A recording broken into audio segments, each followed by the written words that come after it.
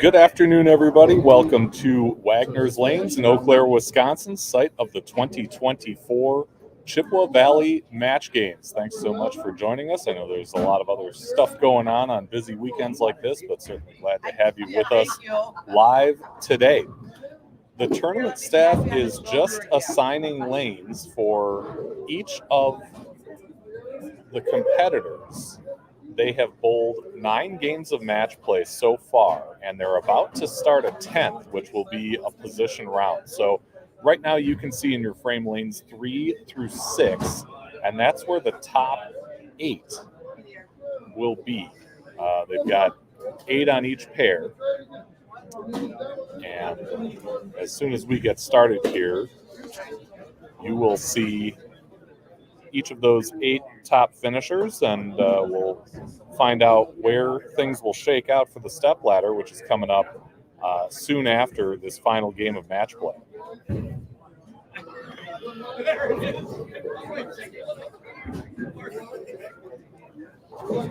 So I can tell you while we're waiting here right now, Dave Wagner, who has won this tournament 4 times before, is the number 1 seed going into this final game of match play. He's been steady throughout, started fast with a 245, kept things going. It looks like the lowest game he's shot today is 206, which is quite an accomplishment on what is a pretty tough pattern, not even counting the breakdown that these players have faced and worked their way around during the course of the day. Brandon Pryor, the number 2 seed, about 85 pins below Langer. Chris Hill, the number 3 seed, with Nick Heileman, the 4 seed, and Nathan Michalowski, the 5th seed. So the top 5 go to the Stepladder final, which you'll see in its entirety. And here we go. So Jay Santos says Happy New Year. Happy New Year to you too, Jay. And Connor Brown checking us out. Hey, Connor. Glad to see you here as we get underway for this position round match at the Chippewa Valley Match Games.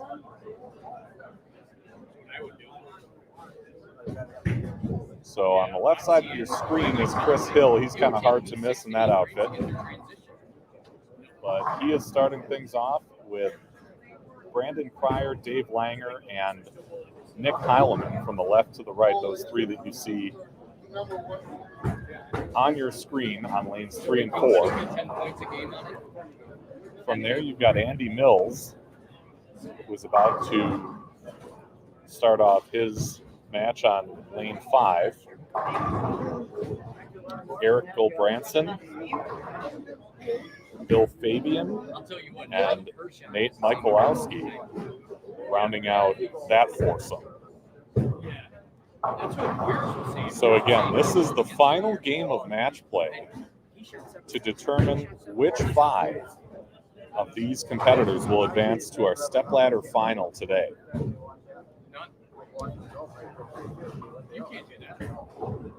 For those who aren't aware, the pattern they've been bowling on is this 2018 U.S. Open pattern number 4.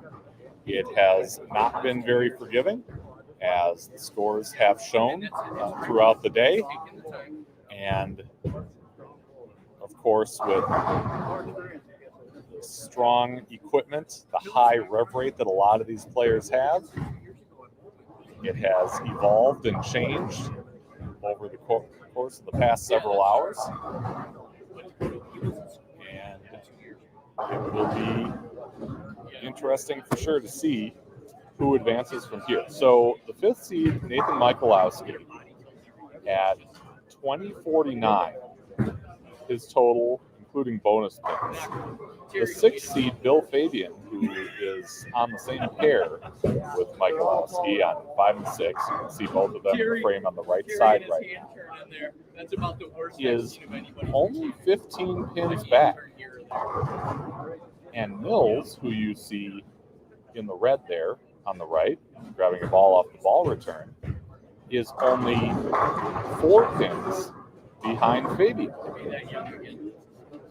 So we've certainly got some varying possibilities for the 5 who we'll see in our stepladder final today. Connor Brown says his parents surprised him. He's going to the PBA Delaware Classic this year. Got general admission tickets. That's great. I bet you'll have a fantastic time there.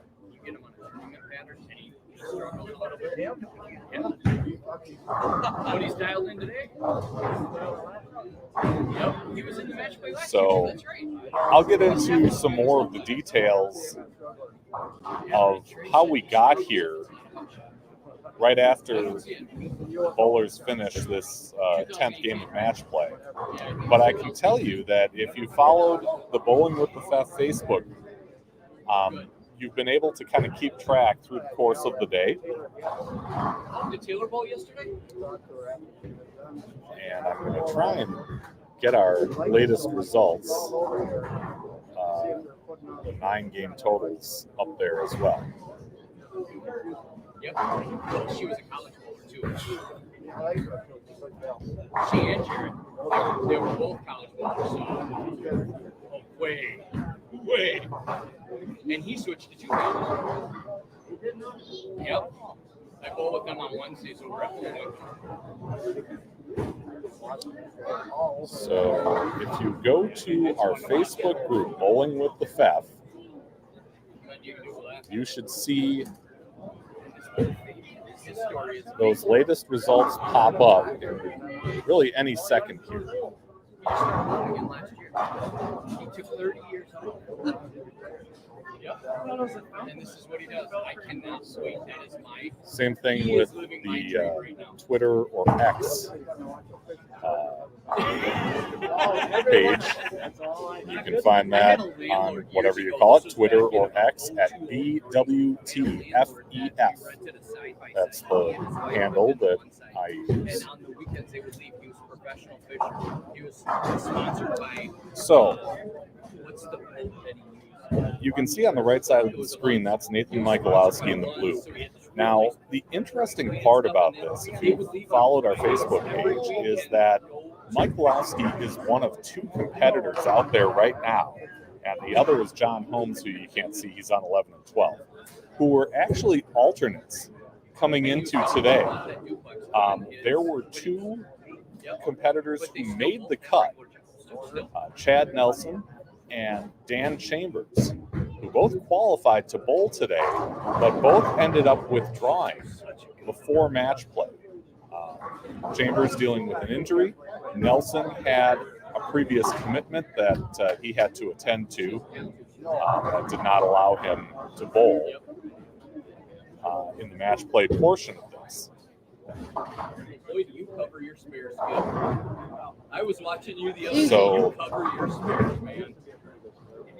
For Michalowski to be here, 9 more. That's took a little wrinkle in the, how things went, but I'll buy a drink. never mind that.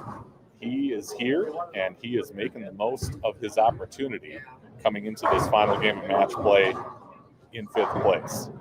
And again, it's a 5-person stepladder, so if he can hold on to that position, he will advance to those stepladder finals. So they're not, now they're really bowling? They're bowling. Okay. I hope everybody can hear me. I don't really have a handle on that. If you can or can't, maybe you can let me know.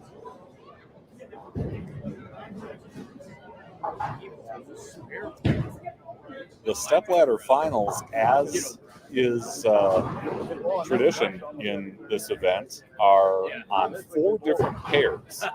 So the 5th seed versus the 4 seed, you'll see on lanes 3 and 4. And the winner of that will take on the 3 seed on lanes 5 and 6. The winner of that match takes on the 2 seed on lanes 7 and 8, and then the championship will be held on lanes 9 and 10.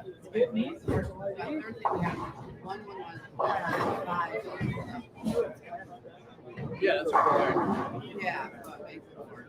I like it. Oh, Kurt, come on, make the adjustment.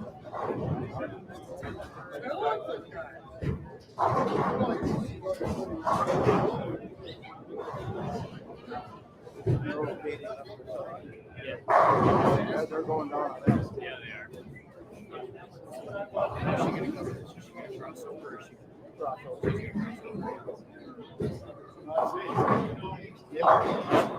Chris Hill, see there on lane 4 through the face, 3.67.10. He had started out with a strike in his first frame. They are striking. Chris is one of a few here that has been in the stepladder finals of this event in a previous year. I can't remember if it was last year or the year before. But he has certainly advanced this far and beyond.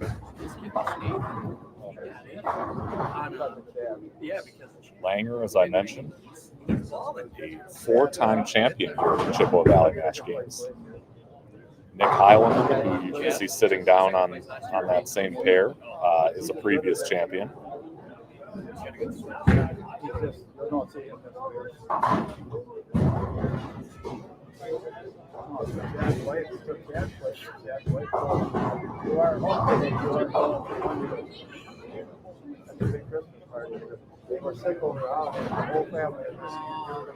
You're going to be on. There's other tournaments, okay? There's not other wives. I don't know about that.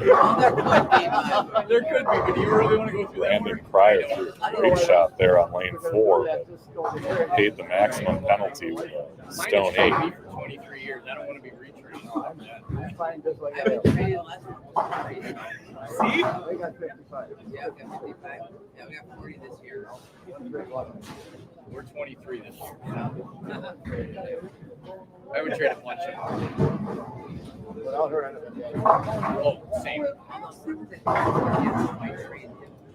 have to remind you. So, as I said, certainly will be interesting to see And you know how this all shapes up for the stepladder final. it's not really that.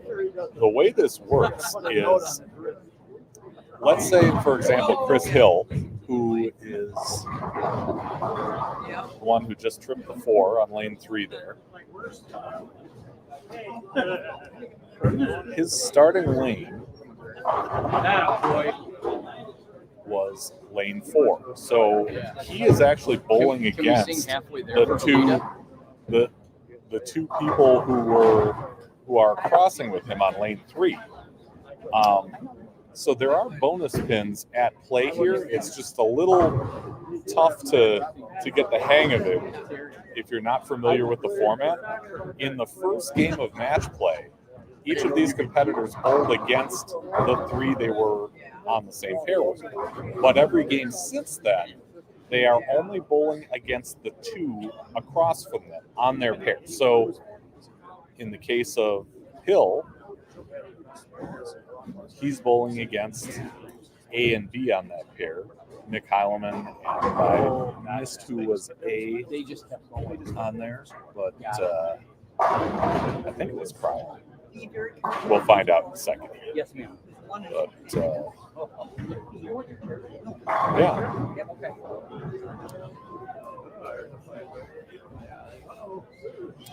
Somebody over on 7 and 8 has the first 5, and it looks like someone has the first 6 over on 9 and 10.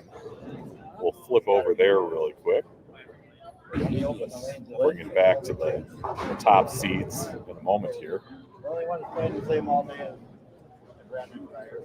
Kurt Hankey's got the front 6. Okay, so that's Kurt Hankey, who is one of a few local players who's still in it. He's C up there in the top right corner on lane 6.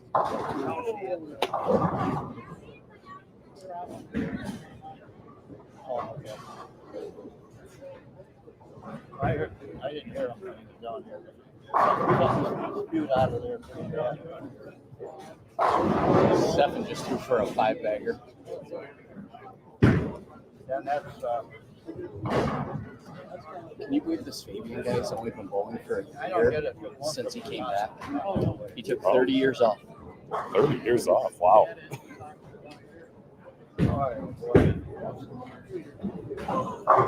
He throws a really good Jared ball. Bushman there on lane 8. He won the Lacrosse Open this past November. I wish I bowled like him.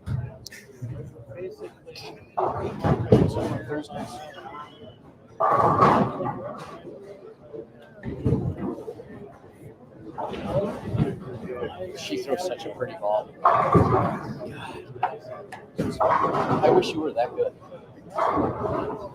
So you can see here Ryan Savoy on the left side of your screen here in the gray. He's the one with the first 5. Come on, get that drink. No way. And he goes up high, leaves a 3.6, Nice run. 9.10. Nice run for Savoy, who has also had some success here at the match games. He was in the Stepladder final a year or two ago as well.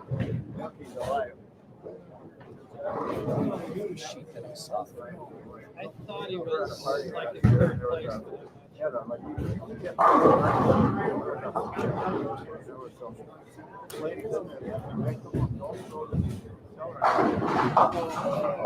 Oh, chopped that spare too, so he'll have 142 through 6. And The past winners.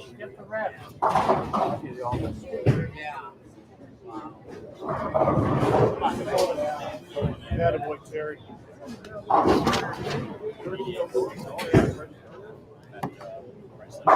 okay, so Kurt Hankey up now, lane 9. He's got the front 6. Hankey is one of a few local players who's still in the running here, along with Jeremy Stephenson, who's over on 11 and 12. Do you want something? And hits number 7. So we'll keep an eye on that. But over back on first 2 pairs here, this is where you'll see the 8 that are closest to making the finals here. Langer again with a pretty good lead coming into this game, 22-30, and his closest competitor, Brandon Pryor, at 21-44. State, Wisconsin State, his dad, and then Gary Reed.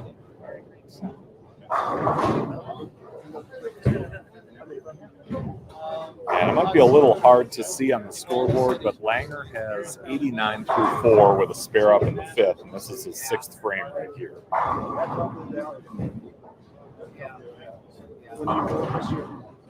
Up a little high, trips out the 4, but the 9 will not go.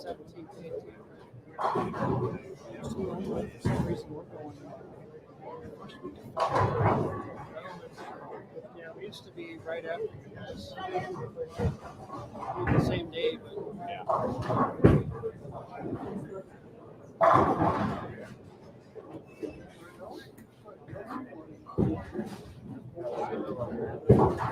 But apparently the guys like to with this bottom side of their Alabama match.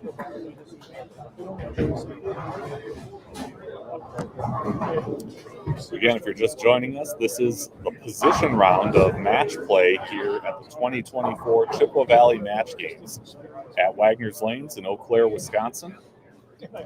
This is a tournament with a lot of history. It dates back to the late 50s and brings in competitors really from all over the Midwest. 12-86. Wow. Well, you'd have been sweating. You'd have been sweating. No. Chris Hill turning a 3-bagger into 4 in a row with that nice tap on the 7. Hill is the 3 seed coming in to this final game of match play. 2091 is his total through 9, but he's got some work to do because Brandon Pryor is at 21.44 coming into this game. So about a 50 pin difference, a little more than a 50 pin difference. Come on, come on.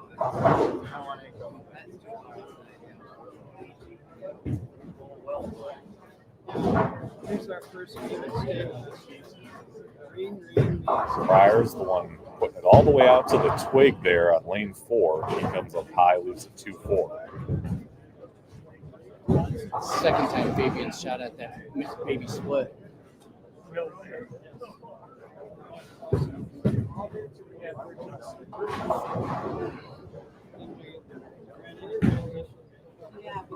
Kurt's still running him too.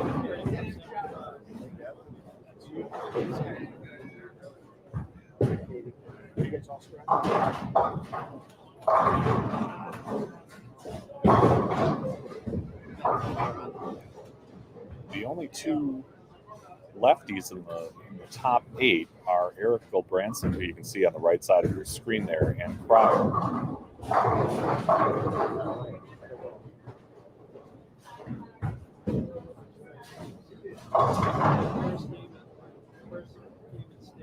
And I think there's only one other in our.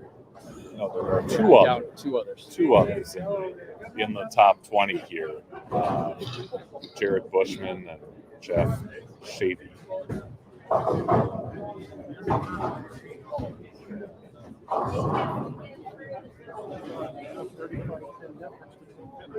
Yeah, nice run, Kurt. So we're a little off camera here, but Kurt just left a 3.610 in the 9th frame, ending his run there. Bowling with Diallo. Hello, sir. Good afternoon. Good afternoon to you, too. Thanks for joining us here. I was able to check out some of your content after the Rochester live stream. Good stuff. Come on, Dakota. Keep on pumping out that bowling content. We love it.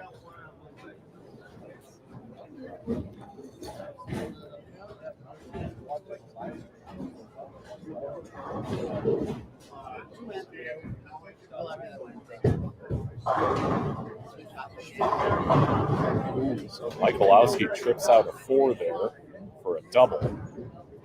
Again, he is coming into this in the 5th seed, but he has Bill Fabian on his heels, just 15 pins back coming into this game.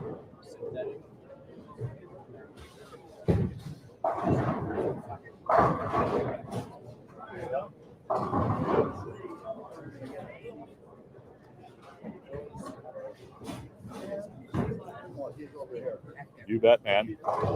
Thank you.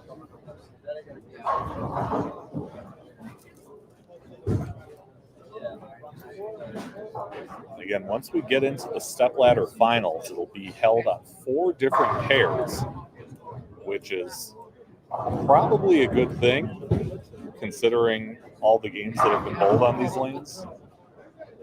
They're not re-oiling, so they're certainly going to be a little crispy.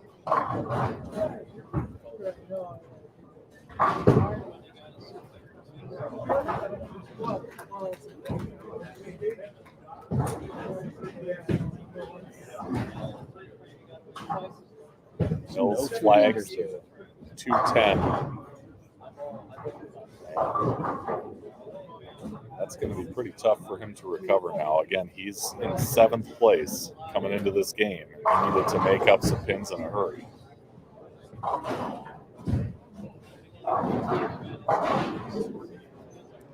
Yeah, I saw a few two-handers in the qualifying, but none made the cut. None made the cut.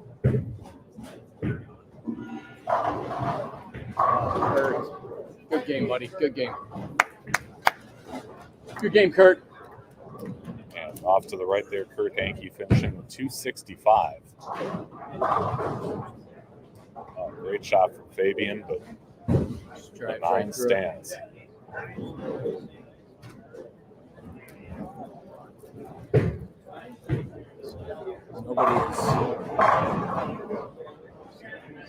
Wow, she finished strong. That was a hard fought 213. Katie Schrader finishing with a 213. With two Savoy in opens. the 230s, 231.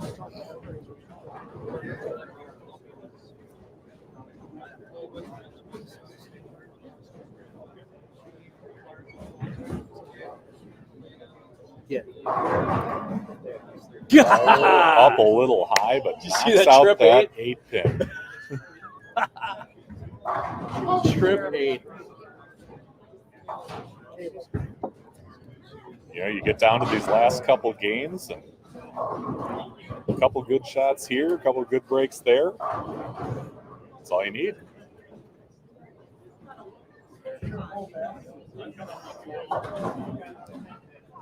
Michalowski Catch with that footage of- split might Langer had a 2-8 up, 8 kicked back, 2 kicked forward. He's big string. 4 for Highland. Hell is 4, string. 6, 7.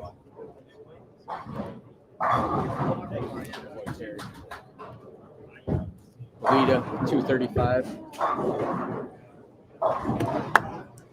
Good game, Terry. Switch cameras here for just a moment as Jared Bushman. It's a double in the 10th away from 279. You can see him on the left side of your screen. He throws the ball just like I do.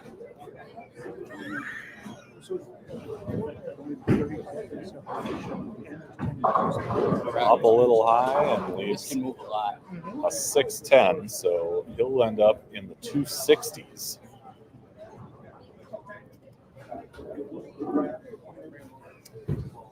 We got some high scores. Yeah, a lot of big games. Another split for Michalowski. I was talking to Skip, and he was saying how these guys during practice are just opening up the lane so they can play their line. Oh, That's a 267 for Jared Bushman. So a couple 260-plus games, Pryor but just keeps over on striking. the higher end here, Nice to ball. grind out something to keep their position.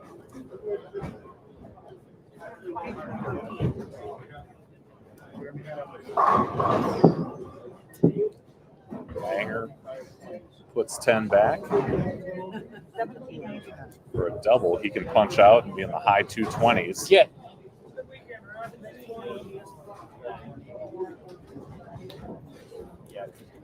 Pryor with a shot at 216 if he can throw 2 more.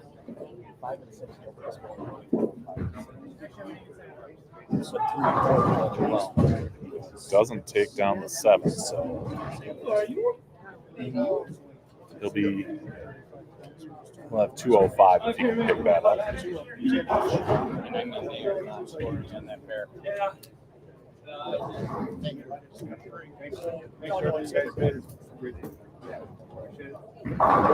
Langer trips a 4. And again, he'll be in the high 220s with some count here. You would think with the bonus pins he's going to get from winning against the 2 across from him that he's going to be a safe bet to be our #1 seed in the stepladder and only have to win 1 match to win his 5th Chippewa Valley Match Games. Brandon's going to give him a run for it, though.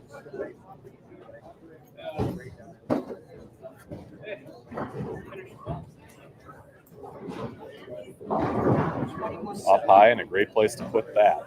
So 225 for Dave Langer, who again, you've got to figure is going to be that top seed once again.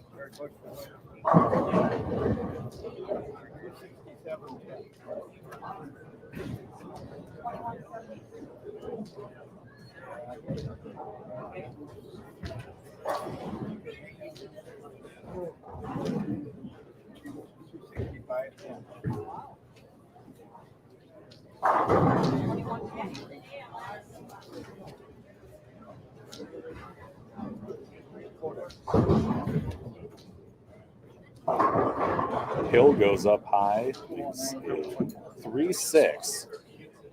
So with a spare and count, he'll be in the 230s. But it is more than likely going to be Dave Wagner coming out as our top seed this afternoon once we get this stepladder final.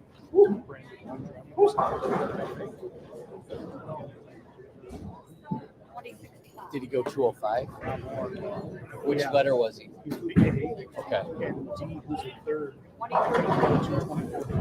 Mills hitting 3 in a row there. Yeah, he's still got a shot at 214, but probably going to be a little short, I would think. But it's always hard to figure the math because you've got bonus pins at play and you've got to figure out who's maintaining from the higher seeds and who's jumping up from the lower seeds.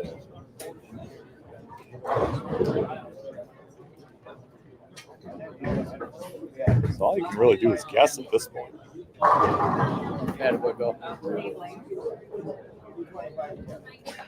Fabian with that strike on lane 4. He can go off the shoot for 206. He did hit a strike on that lane in the 8th.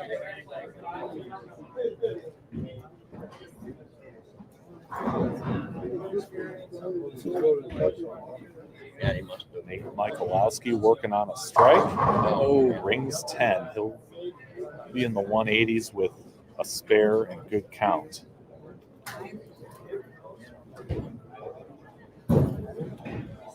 Oh, yeah, you're right. Again, the bonus pins are determined by who you beat. That's on the opposite lane of you. So Michalowski is bowling against Fabian and I think Phil Branson, where the other two on his pair.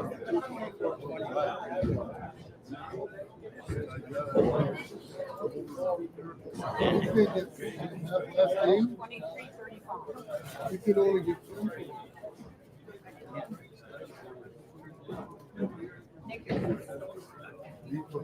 But certainly a lot of big scores in some of these players in the lower seeds. You had Jared Bushman with a 267, Kurt Hankey 265.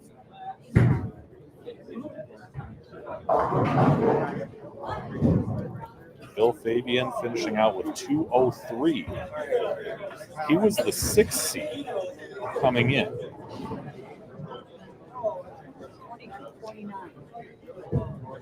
And he will have the win over Michalowski. It kind of remains to be seen, though, if Mills can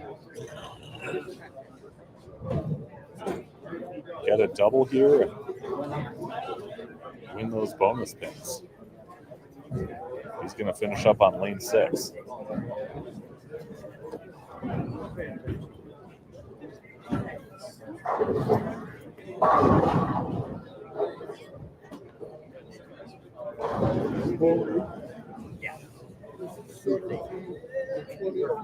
Yeah.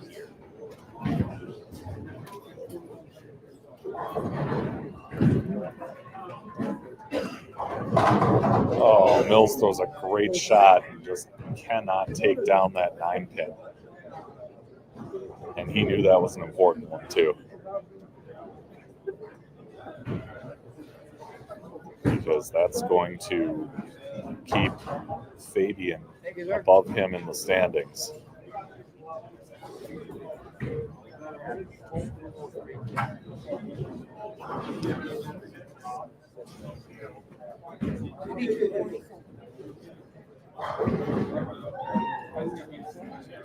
Wow.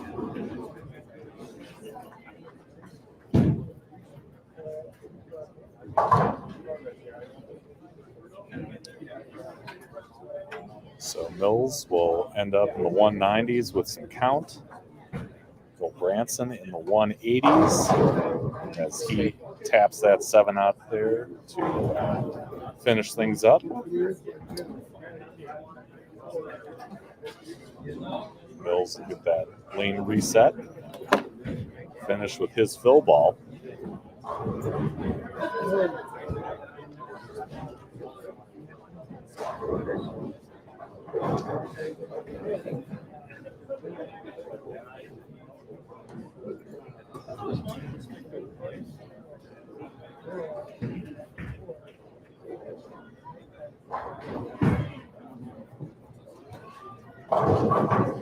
And collapses the bucket in the fill ball.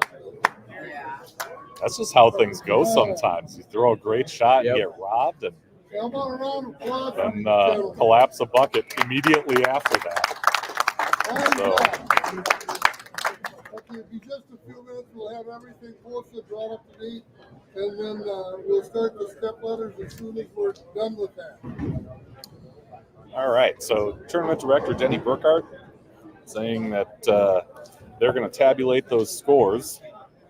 And once we get that all set, we'll be off and running in the Stepladder finals here at the Chippewa Valley Match Games in Eau Claire, Wisconsin. Good afternoon, everyone. We'll get Jim into the picture here. I love that. Jim Lucas.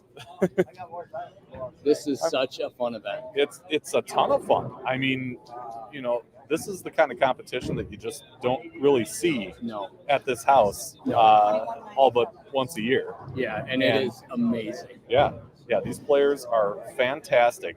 Let's kind of talk a little bit about how we got where we are.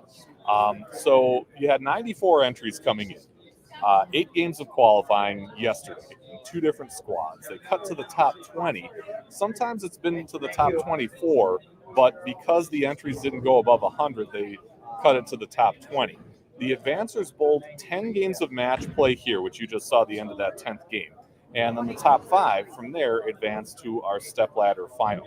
Now, the interesting part, again, if you may have heard me allude to this before, is that the top qualifiers included Dan Chambers and Chad Nelson. However, both of them withdrew prior to the match play start. So John Holmes and Nate Michalowski were bowling today because they finished in the 21st and 22nd spot during qualifying. And that was how we got to where we are now. Here's some of the footage from Saturday. Again, 94 players competing. Bob Wolf there, one of the locals from the Eau Claire area. He's had plenty of success in this tournament. Ryan Savoy. Do you have footage of Jeff's 7, 8, 9? I don't. I didn't put that in. He did leave a 7, 8, 9. Attaboy, Seekerstrom.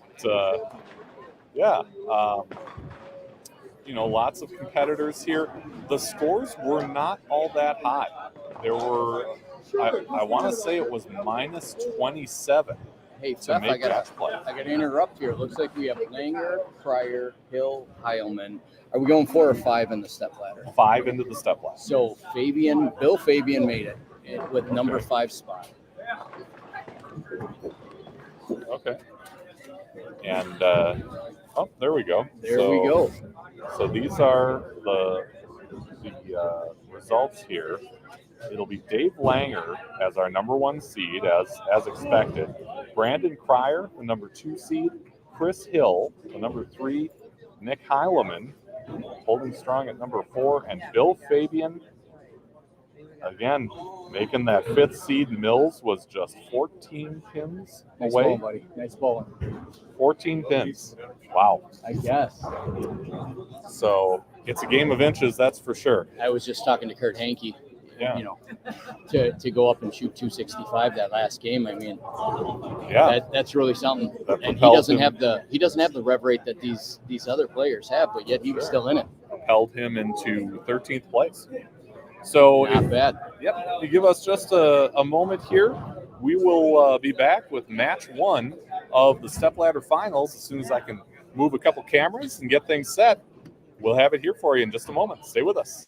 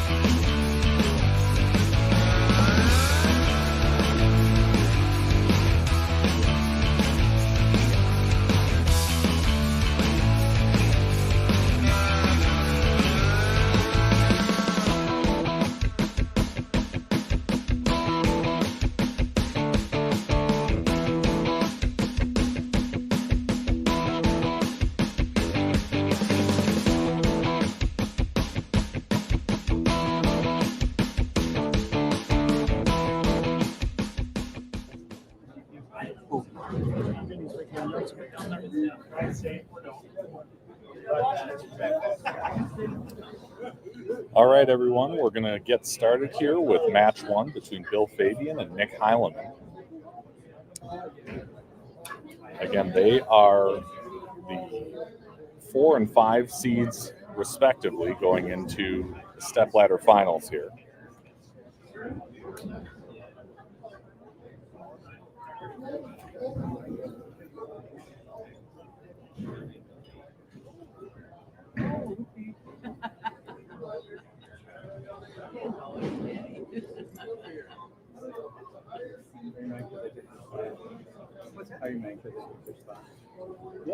So, Kick your ass. She's gonna kick me up the board now. Oh, don't worry, you won't be kicked off the board. You won't be kicked off. so they'll take a couple of practice balls to get things started.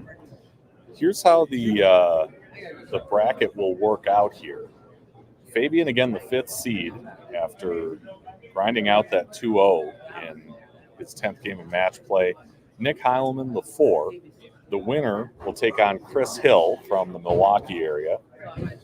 The winner of that in our semifinal match will face Brandon Cryer from the Twin Cities of Minnesota.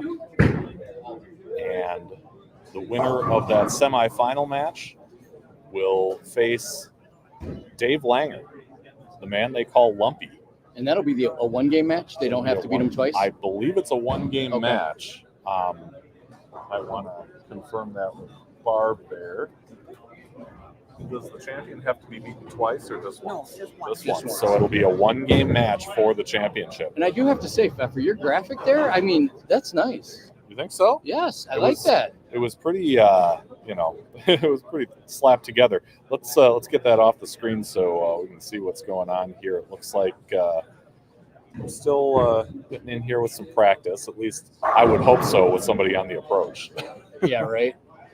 But once we get things going, it'll be Bill Fabian against Nick Heileman. I wish everybody could see the post we have right in our way now that we can't see in person, but we can see on camera. It's kind of a, it's like Murphy's Law because you got to have the power, right? The outlet's on the post, but the post is directly between. Look up here. There we go. Between us and the lanes. What? So, we get that. Oh, there we go. Warren says, please, no chicken buckets from today, Jim. I love it. Thank you, Warren. I appreciate that. If I see one, I am going to call it out just for you, buddy. I'm sure you will. Yeah. All right. Shake of the hands, and we are about to get underway Did you here. see Denny pull him off the line? Bill Fabian going to start things out on lane 3.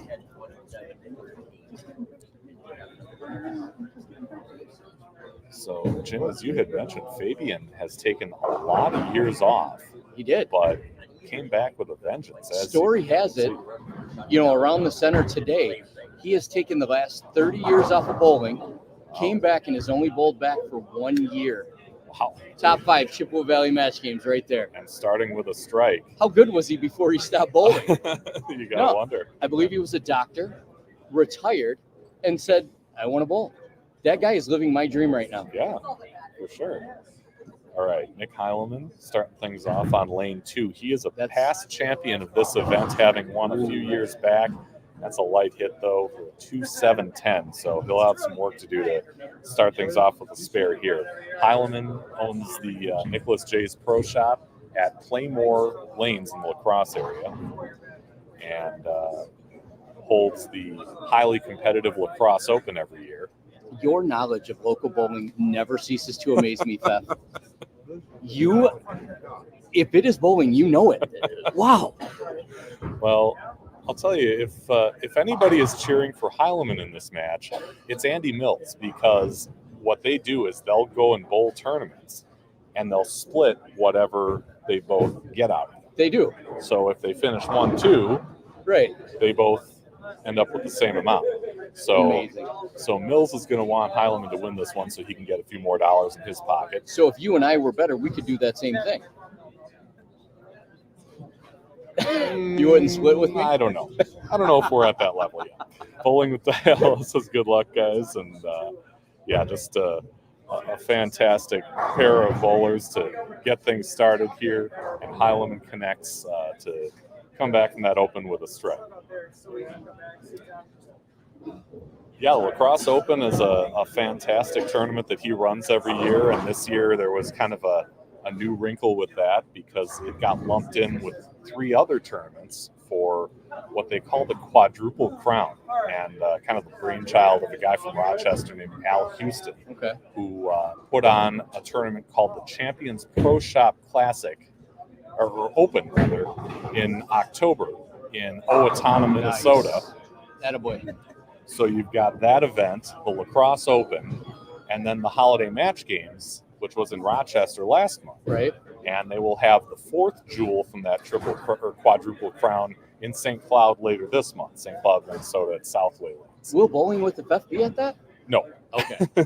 I did not get the call to live stream that one, but I did have the pleasure of live streaming 2 of them. So, That is amazing. and just great competition in both of those. Brady Stearns, the winner in Owatonna, and Trey Henriksmeyer taking both the adult and youth holiday match games. Speaking of Trey Hendricksmeyer, Fabian with his little bit of a high shot on that one. Trey out in Team USA trials in Las Vegas right now, as of yesterday, was sitting in 7th overall. Wow. And 4th in the youth. Wow. Talk about amazing. Every time he's in a tournament, you start to wonder, I mean, has any youth player had the level of success over a year-long period? And this is a little more than a year for him. Yeah. If you look at his last 2 tournaments of last year, 1st, 2nd, and then coming into this year, he's like probably 100 points ahead of what won Player of the Year last year. Sure. For the JBST on the youth tour. Yeah. But I have not seen somebody that 5-pin. Light hit for Heileman. And as you would expect, a couple people in the crowd raising their hands. Today. He was in earlier. Yeah, that's what it is. Yeah, I was just showed some statistics. It looks like Hendricksmeyer is sitting right now in about 14th overall. Oh, okay. Darren Tang is still up in the number 1 spot, though, I tell you. That's tough competition. That is. That is. Let me see that. All right, 29 through 2 for Heileman with that spare up in the 3rd. He'll try to cut into Fabian's lead a little bit here.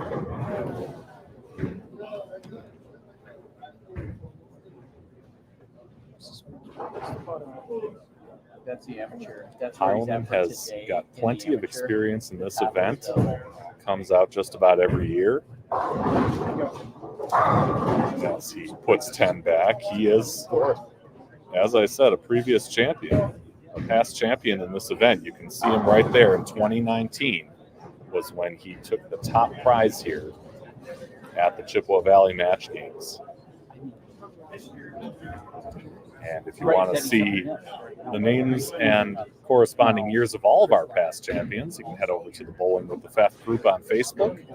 I've got them all posted up there.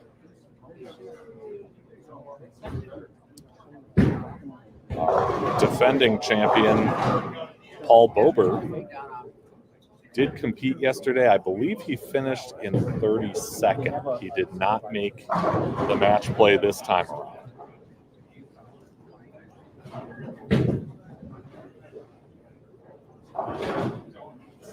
But if you look back in previous videos on the channel, you can see the stepladder from the last 2 years here at the Chippewa Valley Match. I actually watched yesterday's like 2 nights ago. Ah, okay. Last year's 2 nights ago. It was like it was fun to watch. Brandon Cryer was in that one. Mm-hmm. Yes. Yep. And here he is again this year. Here he is again. That his name is getting in there in the top 5 for the last couple years. His dad John is a very, very good bowler as well. Just about to go into the Minnesota State Hall of Fame later this year. Exactly. In May. And show that list. Is John on there? Yes, he is. On your list? Exactly. He is. Let's get past this shot from Fabian, and then I'll pop it back up. But yeah, he's got a first and a second in this event.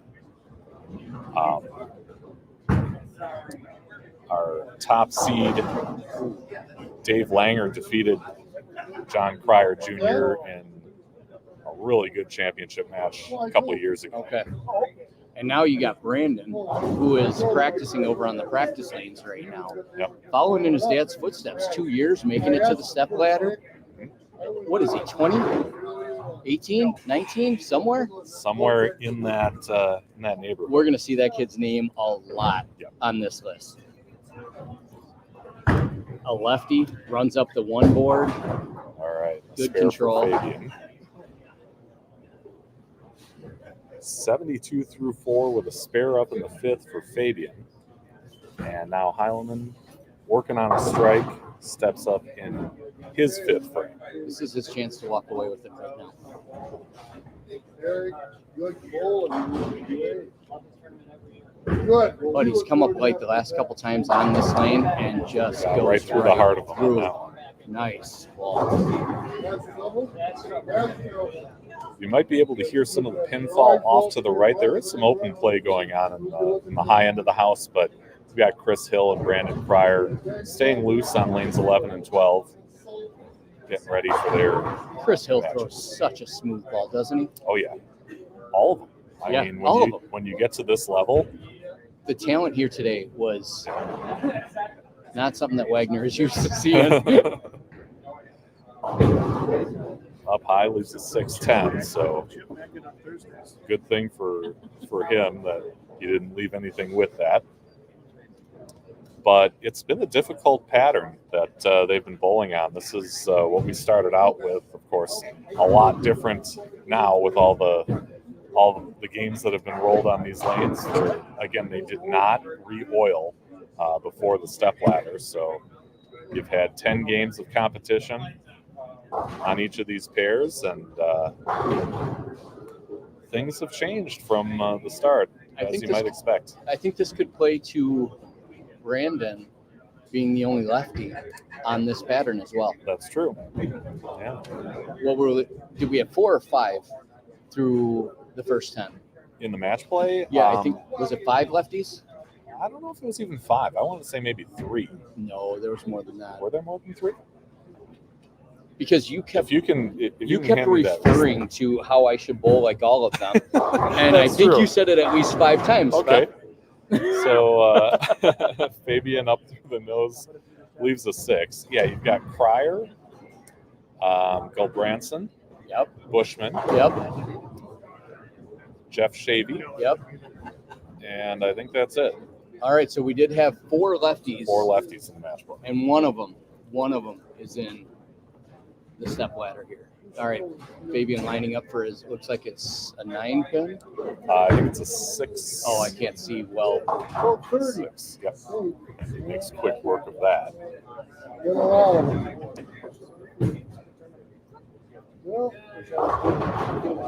The other thing I've noticed about a tournament like this is these guys do not miss single pin spares. No, that's why they're here. Exactly. That's why they're here. There are a lot of guys who can strike, especially in this field, but on a shot this tough, it really comes down to who's making spares and who's not. Closing those frames. Oh, yeah. Great shot from Fabian. Pure. He's got 111 through 6 with that strike up in 7. So Heileman's going to have to get something started here because he's got a strikes here for a 6-pin lead. Little deficit.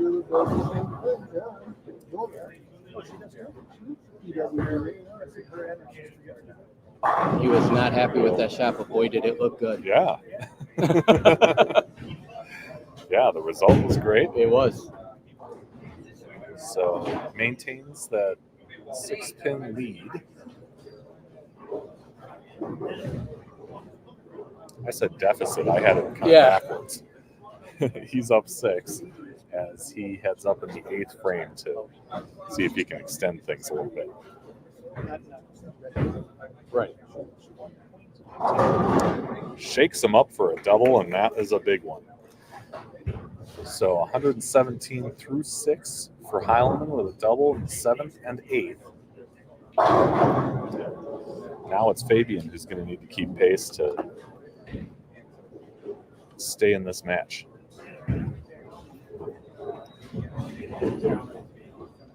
Getting into the 8th frame here, this tight, on a 4-5 match. Can you even think about the 1 and 2, what it's going to be? This is going to be fun. Yeah, we're a long ways from there. I know we are. It's going to be energetic. Oh, pulled it a little bit. Crosses over. 6-9. So, again, that's going to make the 9th and 10th really important. He's going to have to throw some strikes, get some help from Heilman if he wants to advance to our 2nd match with Chris Hill. I don't think Heilman's going to give him the help he needs, though.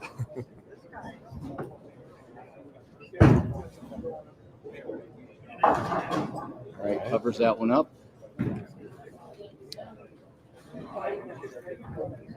So 131 through 7 with that spare up in the 8th.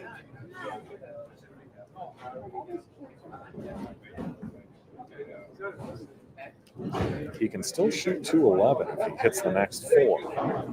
But Heilman can get up there and shut him out. Yeah, he can get to a 37 if he goes sheet.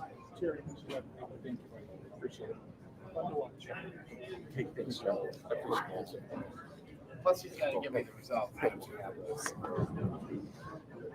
can just go on Facebook and get the ball. Yeah, that's right.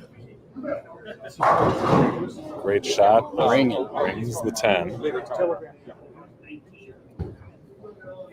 So now he needs to spare in all 3 for 200 even.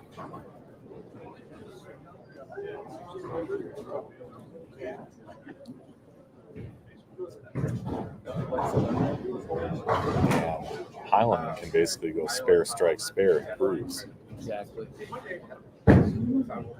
Chris Hill is getting ready here. Thought we might have seen him on the right side of our screen, but he's ready to go. He's got a look in his eye. He really does. Not his first rodeo. Plus, he's wearing that H5G apparel. I think H5G should support UFEF. I really think they should. Well, you want to reach out. bowlingwiththefef@yahoo.com is the email. I think that pretty much sealed it right there for Heilman. Yeah. Yeah, as long as he gets good count, I think he's moving on. I think so. So they're going to take their next games to 5 and 6, correct? Mm-hmm. Okay. They'll move a pair right with every game. It's going to be nice that we can actually see it without the pole in our way. Crosses over. Oh, 210. 310, sorry. And Brandon Cryer is still throwing to our right. He hasn't stopped.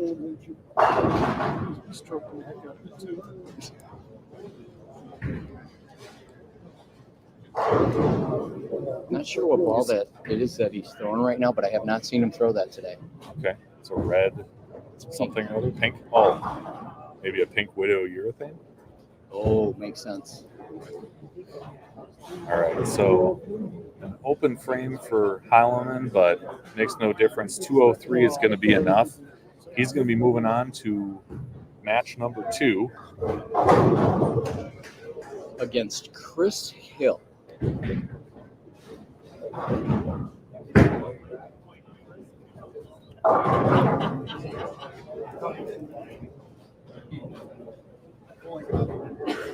And to give you an idea, three of Chris's last 4 games have been 225, 237, 245. Wow. I'm sorry, I take that back. 216. Oh, no. Yeah, I was right.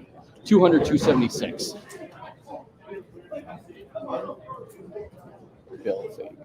All right. So to spare up, he'll count for 188, but he will finish fifth. Really a fantastic performance when you consider all the backstory there.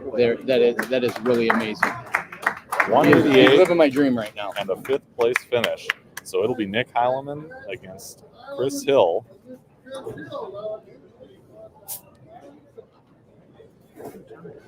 It was 245, 200, 276. 3 of the last 4 games that Hill has thrown. Okay. Well, we're going to step aside for just a moment here, get the cameras framed up, and we'll be back with match number 2 here at the Chippewa Valley Match Games at Wagner, Wisconsin.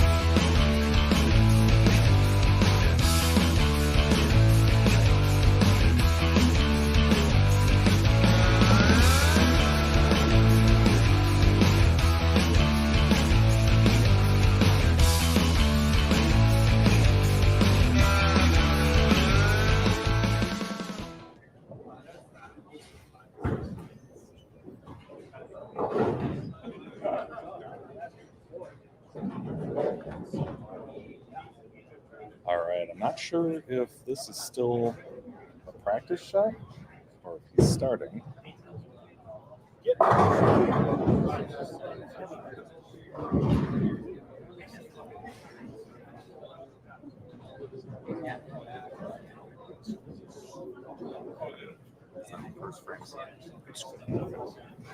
So that was the first frame of the match. So Heileman starts out with a strike. He gets up on lane 5, a 203, 188 win for Heileman over Fabian in the first match. Starts it off with a double. There you can see the bracket. It's Heileman versus Hill, the winner against Brandon Cryer, and the winner of that against Dave Langer in our championship match this afternoon. So Chris Hill from the Milwaukee area, again, you've seen him in the Stepladder before if you've watched our live streams from here at the Chippewa Valley Match Games. Has not won this event before, but certainly familiar with how things go as he brings a 10 pin to start things off. There is no missing him with that outfit. There is not. That outfit is provided by H5G, which is a Wisconsin company, by the way. You may have seen Fef's Chip Magnet shirt that he had on his on was it 2 weeks ago? Yeah. You had it on 2 weeks ago. It's a beaut. Oh, yeah, on the show, too. On the show. That was provided by H5G. Mm-hmm. And from what I learned today talking to Chris earlier is that H5G even supplied the pants. So you can get that full outfit if you go to h5gbrands.com. Lindsay Bloomershine. That's your call out right there. All right, got the 10 out there. Flush. Yeah. So again, we're skipping a pair every match here. So we're on 5 and 6 here. The first match was on 3 and 4. The next will be on 7 and 8, and the championship match on 9 and 10. Up a little high and trips the 4. So a nice start, 3 in a row for Nick Heileman. St. James is not happy with two-handed bowling. He wants that banned, and he wants to ban using more than 2 balls per game. Okay. You know, I don't know where I sit on that, because it would be interesting to see if you didn't have that variable, who has the equipment and who doesn't. Here's my thought. The 2 balls per match, I think I would be okay with. Okay. I think two-handed bowling is bringing bowling back. I am a very firm. Although I throw one-handed, I think two-handed is the future of bowling. It's really interesting to see how guys with all that power can open up different parts of the lane. Right. Use urethane inside. Be able to flatten that hand out. When they have the revs that they have to still be able to control it and run it up 10, that was a tough rough pocket hit for a 7-10. And in some cases, be able to turn around and back it up. Exactly. Two-handed. I've watched these guys bowl the backup balls entire games. You've seen Anthony Simonson win a PBA title that way. Braden Malish won a junior tour title. 2 of them in a weekend. Okay. With the backup. Yep. Boy, Braden Malish. That's another. He's really, really good. Yep. We're going to see a lot of him later on. Sure. Looks like Hill's going with a ball change.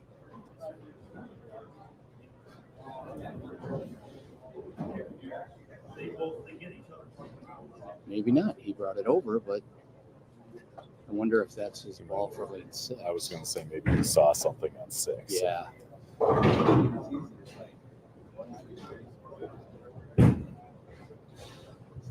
That was hacked good that one. So not making a change on that. He has not missed on lane 5. It's 6 that's given him a problem so far. And with Highland running off the first 4. He has no emotion. Watching Heilman, he is so even keel.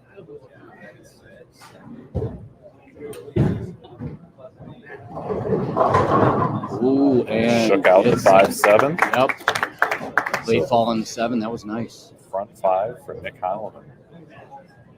A little shout out to the Serbskis if he gets a 6-1 here. Do we sing or what? I don't sing. I don't sing, but the Serbskis Club would. The Serbskis Club, they would sing it out.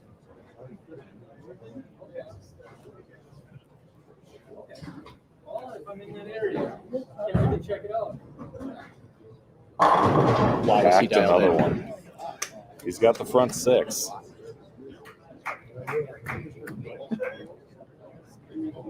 Well, we are halfway there, Pat. All right, so Chris Hill, it is time to. He is making that ball change on get 6. things going, because this could be over pretty quick if he doesn't start striking.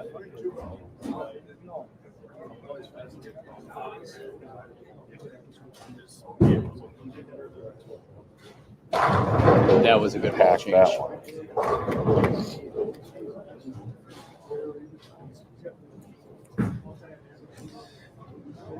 Again, you can see the pinfall off to the right. That's Brandon Cryer, who is warming up on 11 and 12. Dave Langer also throwing some practice shots. We'll see them in the matches to come.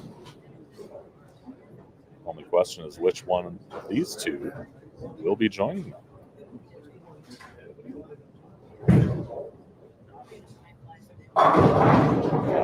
Still has not missed on lane 5 with that. Yeah. So now it's 3 in a row.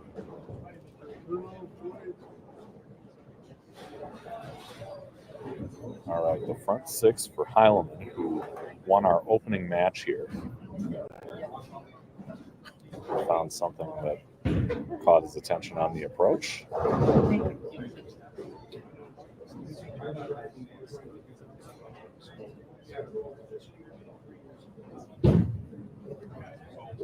Got that a little in, but it held. 7 in a row.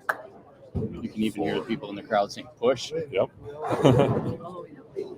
Not a bad crowd for Wagner's on a Sunday afternoon. No, there's usually a nice turnout for these stepladder matches.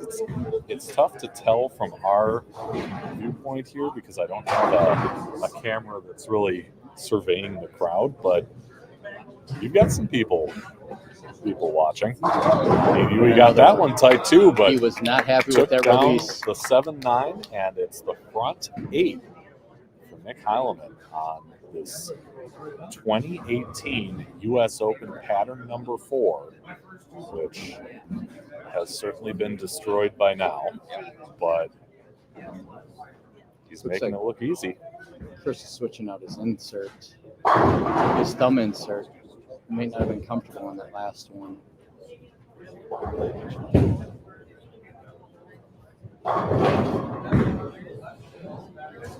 Oh, he's staying in it. He's right there. And the thing I love about his game is the balance. He is always posting every shot extremely solid at home. Yes. He doesn't. Yeah, I have not seen him fall out of a shot yet. And you won't. And you won't. You will not. But he's got, if you watch his first 2 steps, he's really slow. His footwork is really good. Another one for 5 in a row. He is trying to stay in this one, and he's doing a great job at it. All right, so Nick Heilemann up in the 9th with the front 8. Again, both those last couple shots a little high. Let's see what he does.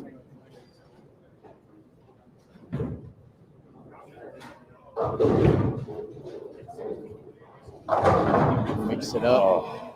A little bit light, left a 7-pin. That's a hit that he's gotten a couple times in this match before, but not that one. Like you said, though, he hit high. Was he going to make an adjustment? Well, he did. Might have just been a little too much.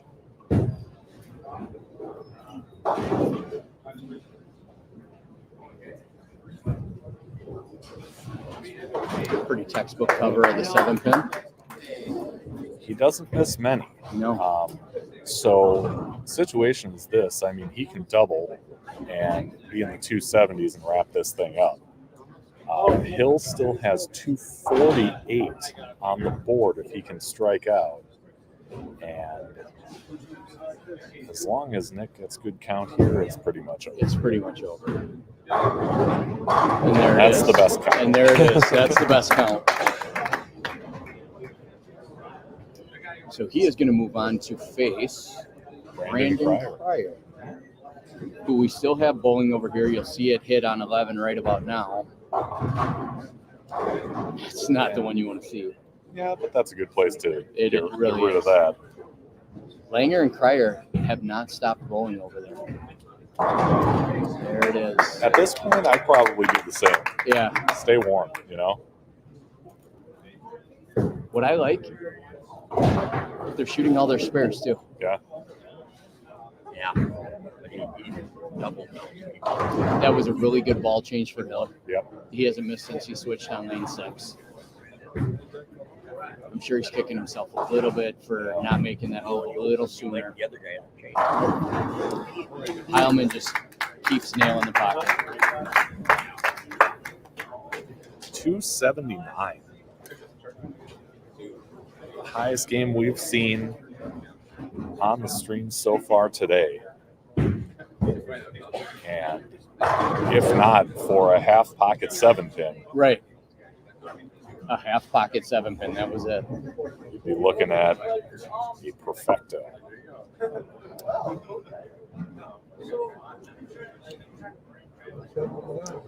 Chris Hill really dialed it in when he got to that 5th frame.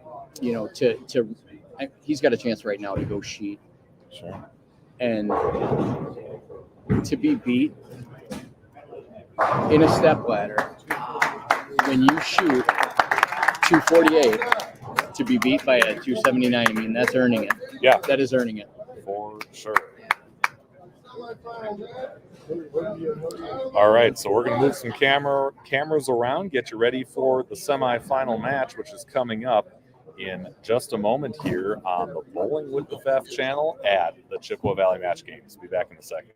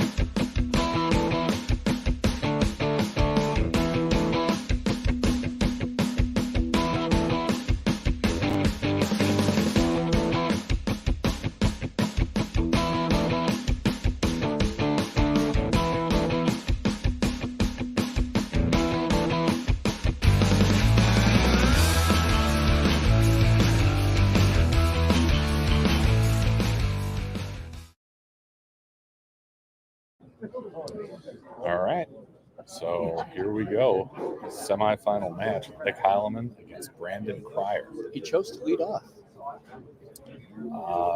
Cryer would have decided who goes and on which lane. Oh, because he's the higher Because he's seed. the higher Okay, seed. gotcha. So half pocket 10 pin there. I'm going to try and bring up the updated bracket here. With as good as Heilman's bowling, I guess I didn't realize he was the lower seed in this match. Yep.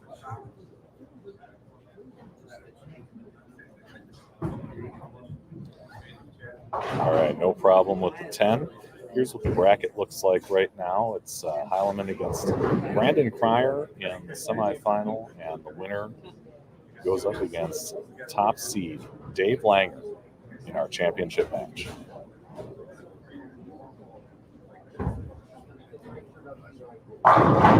Ooh, Snaps out that 7. late tap. What- Did you see that? Yeah, that urethane bowling ball but he's got plenty of turn. Oh, he does. He'll play that far outside line. I've seen him do it before. He'll play it with resin. He'll play it with plastic if he needs to. I've seen him play with plastic. And if you see where his approach is, he's standing over the gutter here. His right foot is at a -4. And just that run up 4. Ooh, a little bit high. That is high not 4, a good 6, 8, 10. Already a CBA champion. He is a consistent casher in just about every event he enters.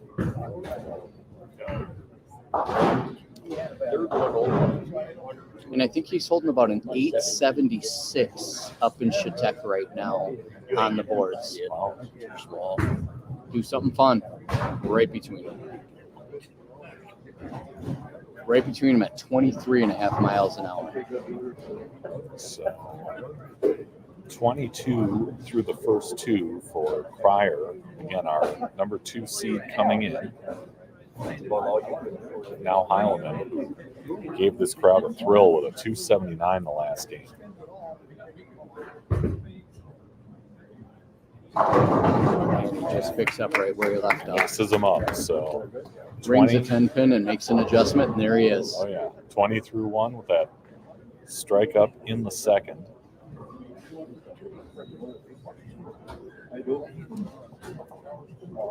Now, Heilman, he's not a high-speed, high-rev player. He's just consistent. Yep. It's fun to watch.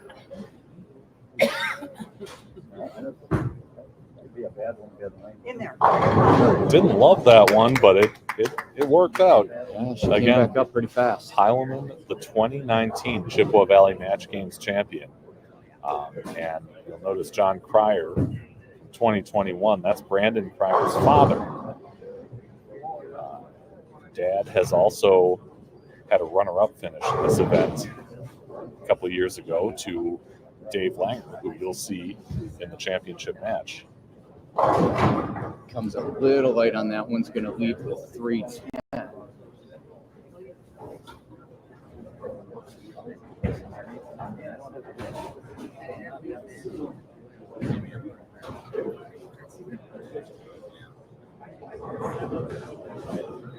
Do you remember what seed Brandon Cryer was last year? I don't. I don't. But Nice cover. nice cover on the spare. If you want to fact check me on it, that video lives on the Bowling with the Fef channel from now until the end of YouTube. And I don't think that's going away anytime YouTube soon. is never going away. Langer's still over there, getting his reps in, staying warm.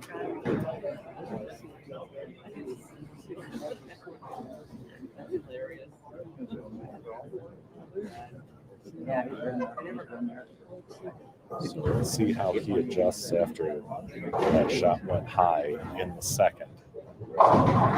Just coming a little light again with a chicken bucket. That's for you, Warren. I hope he's still watching. I'm sure he is. Yeah, big thanks to all of you who are watching live. And if you are, use that live chat. Let us know where you're tuning in from, who you're cheering for.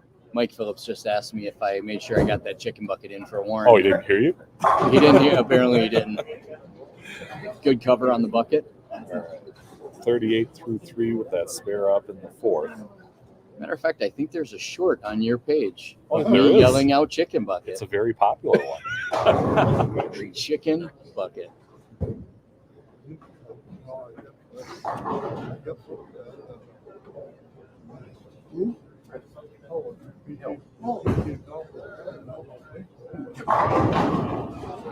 Flat 10 for Heilemann. I'm gonna wonder on a flat 10 like that, is it time for him to change, or does he stick with it, make an adjustment? We'll see. You know, he's got the little tweaks in his repertoire. Yeah, he does. Doesn't necessarily have to change balls unless he feels that's the right move. Hand position. Speed, even with as consistent as his shot is without max revs, max speed, he's got a lot of ways he can adjust that. Oh, yeah. I think he's thrown the same ball all 10 games. Well, now he's at 12 games today. I think he showed the same ball all 12 games. Also a proud supporter. I'm not sure if he's technically the commissioner or not, but certainly a proud supporter of the only bowler-based Supercross Fantasy League. I remember you telling me about Have that. you heard of Supercross Fantasy? Another week 10. I think they're actually getting started up in their season this weekend. Okay. I have never heard of Supercross Fantasy before. Well, it's there. It's certainly a popular thing among the high caliber players in the lacrosse area. We've got some competitors in Rochester and the Twin Cities.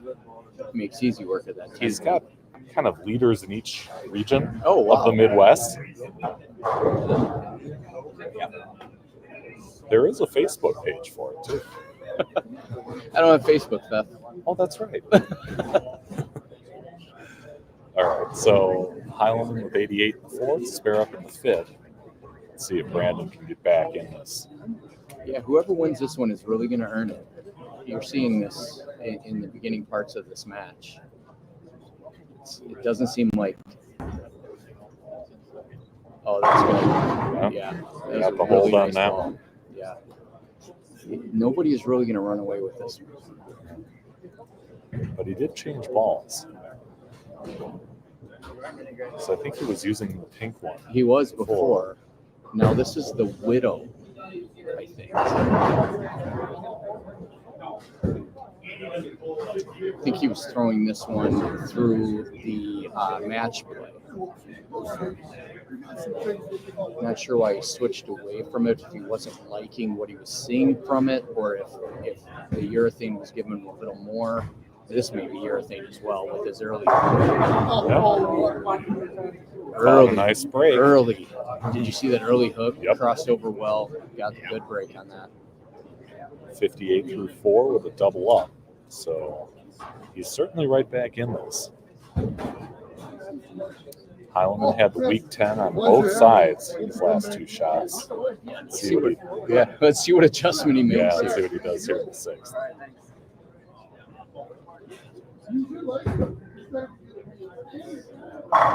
Great shot. Just looked really crisp off his hand. It did. So he's got 108 through 5 now with that strike up in the sixth. And can maintain a 20-pin lead with a strike here in the seventh.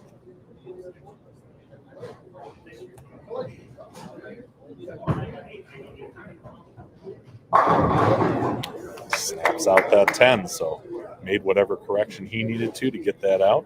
Absolutely. And 41 live viewers right now. Just want to remind everybody, it would be a great time to subscribe to the channel. If you're not subscribed to Bowling with the Theft, you are missing out. I'll tell you what. Just hover over that logo on the bottom right, click it. It'll let you subscribe, and then hit the notification bell. You can be the first to know when we go live or post recorded video. We go live every week. Typically, the bread and butter is long form interviews with all types of bowlers. That's it. Great shot from Brandon Cryer. He has been a guest on Bowling with the FEF in the past.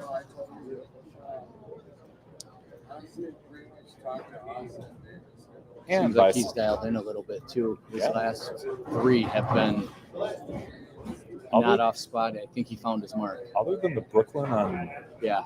lane 7, he's thrown 2 great shots on lane 8. He knows that he needs to do something on 7. We'll see how he corrects it there. But yeah, subscribing is free to do, and certainly helps me create the content that I do for you all. This is premium content. Right? You are premium content.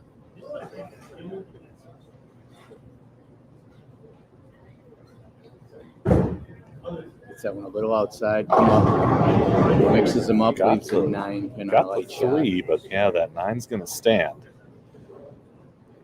Sir Pork Chops, one of our previous guests, and competitor in this event, Tyler Chamberlain, says looks like both these two are going to give each other a run for their money here. Yeah, it's a Sir Pork Chops is Tyler Chamberlain. It is. That is, it's a teammate of mine. And now on we Tuesdays. have former touring pro Charlie Tapp says scaring people to join. You know how I do. That's what we're trying to do here, Charlie. Any means possible. If you want to be any part of bowling, you have to follow the FEF. I think that's just what it is. Definitely is. I need the good one-liners like Charlie has, though. He can rattle off some zingers. All right, Heilman working with a double up in the 8th. Sure. Oh, got that messenger going, but it went behind the 10. Looks like you went to the wrong house there, FEF. So, That shot was a little bit different than the shot he's been playing, too. It looks like he moved a little bit right and was trying to run it up a little bit more. So I wonder what adjustment he's trying to make on that lane.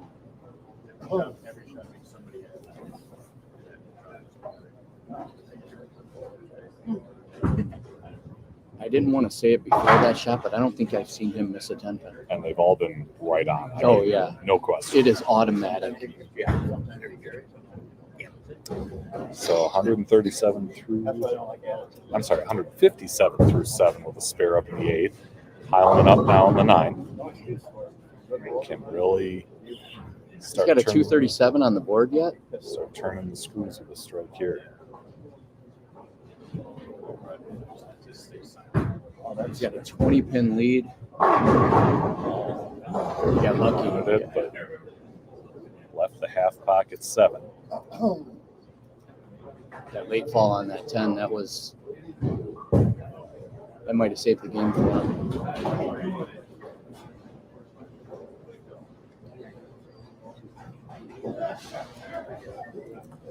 Does that put us at 26 left on the board then? With a 17, with a 217 still available for Brandon Cryer. Yeah. He really needs to strike here to stay in it, doesn't he? Yeah. Tyler mentioning, happy to say the boys, meaning Memorial Altoona High School, officially 7-0 I love after that. the match today. I love that because I sponsor that team, Pep. I love that. We talked with Talon Schuerman. That was a great interview, actually. I watched it the other day. I like that one. So congrats to him and the rest of the team. I did not realize he'd only been bowling for a year and a half. Isn't that crazy? It's just crazy.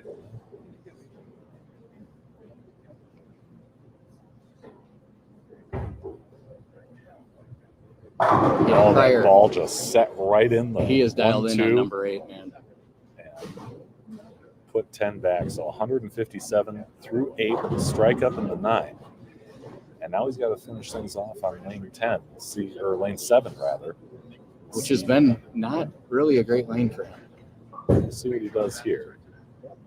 You know, you take that information that you've learned from the previous frames, try and work it to your advantage. Make the adjustments. Brandon's really patient too. He doesn't rush his shots.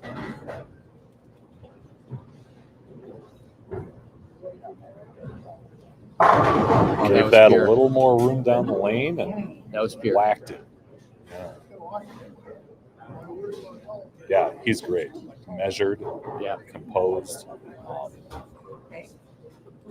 and intense. Just really intense. He's an And for as intense young as he is, I mean, for as young as he is, to be as good as he is and as focused as he is, really, we're going to see this kid a lot. Apple does not fall far from the tree. True story. If you've seen Dad bowl, you know. Yeah. Both lefties, too. I think Dad's got a little more rev, though, Than all of us combined. than all of us.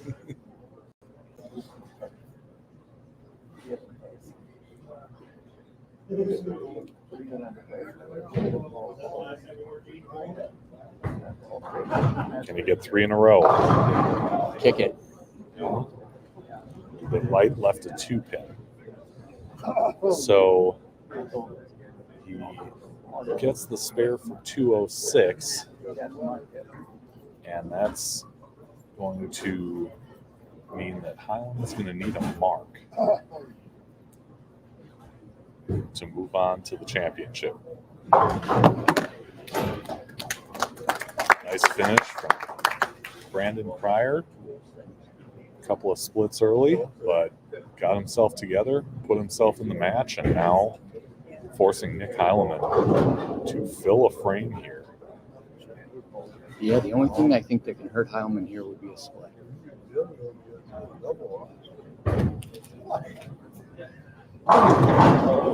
Just Ringing 10. So he's got to have this. He does. But we did see this in the 4th and 5th frame too. So now we have another adjustment that, does he pick it up and make an adjustment, or does he just go for count because he knows he's got it? Keep it on the lane. Yeah, keep it on the lane. Well, we just talked about his 10 pins not too long ago.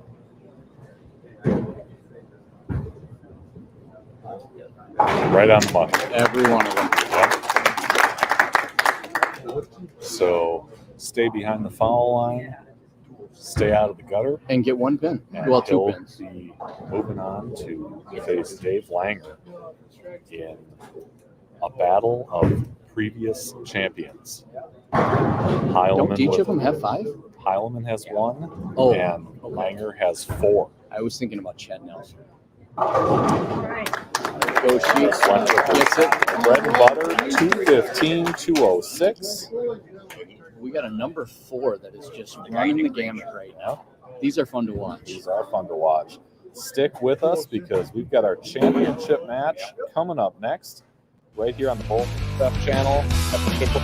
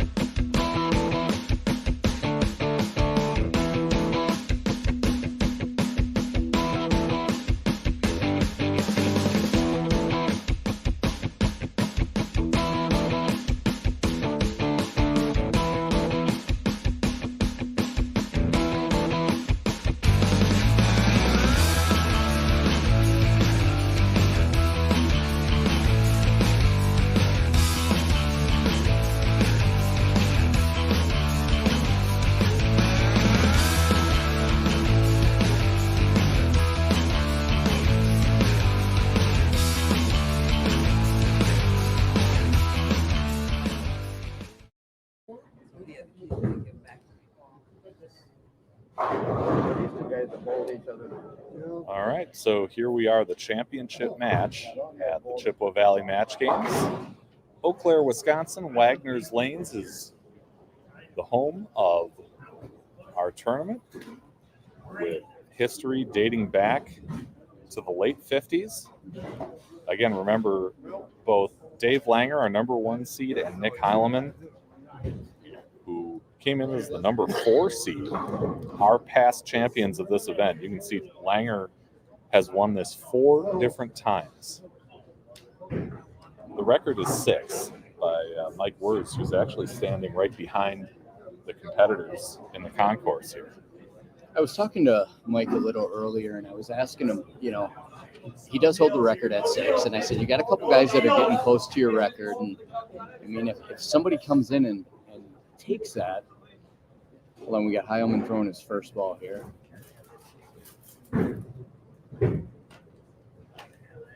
Let's go. A little bit light, but can't shake out that 7. No. So I was talking to Weirs about, you know, if Wagner comes in and takes a 6th here, are you going to make a comeback to the Chippewa Valley Match Games? And he said, no, it is his time has passed. It's these guys' time now. Okay. So he has officially passed the torch. All right, a spare for Heilemann again. He's got some fans. Here's what He's got some Here's fans. what the bracket looks like so far. Again, Heilemann looking to run the ladder here, coming off a nice 215-206 win over Brandon Cryer. Now, Dave Langer, our top seed. Light hit shakes out the 7, and he's off and running. I think the crowd that they're talking to over there is there for both of them, honestly, because they were giving Langer the business right there too. Both of these guys are easy to cheer for just because their games are so solid. They've both got such a track record of excellence throughout Wisconsin, Minnesota, the whole Midwest, really. And, I mean, you see the results. That's why they're here. Exactly.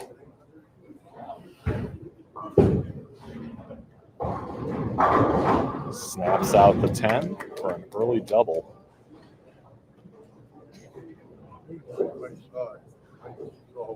Langer is very Norm Duke. I mean, look at him. Isn't he? I can see that. Yep. I can see that. All right. Heilemann trying to get back on the strike train here after a spare in the first. And he does. When Langer won his most recent Chippewa Valley Match Games was in 2022. He won the championship match over John Cryer Jr. Okay. Close match. Again, you can see that in recorded form here on the channel. And just a couple of great players. That's why they win. This is not an easy tournament to succeed in, and Heilemann gets back in it with a double.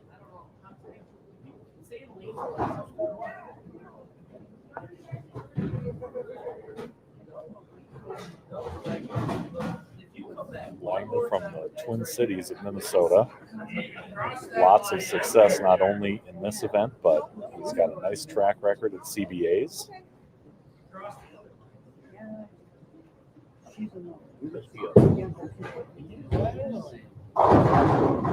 Gets that light hit to drop again. He's been light both times on 10, but he's making it work. Yep. Oh, really? No, we're way down here. We're over here now. Yeah. You must think we're up here. You never know.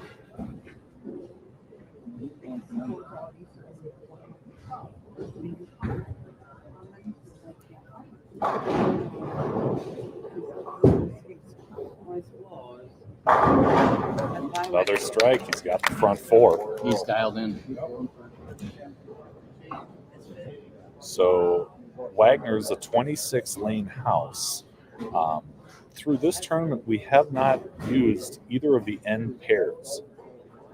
And in match play here today, we really only used the first 14, like 3 through 14. He got that one a little deeper than he's normally gone, but boy, did he get that one to come back up. Yes. Not sure if he pushed that out or if that was an adjustment that he made. So Tyler said, great shot making from Brandon. The tough 3-pin doesn't help. It's still a very good game. And he says, being honest, looking at Langer's shot making right now, he's got his money on him to take the title. It's a great match so far. Here's Heileman in the 5th. 10 back. I don't know. When I'm looking at 300, 290 on the board, I don't think anybody's really got the shot right now, Tyler. Yeah. These guys are balling. Yeah. Yeah.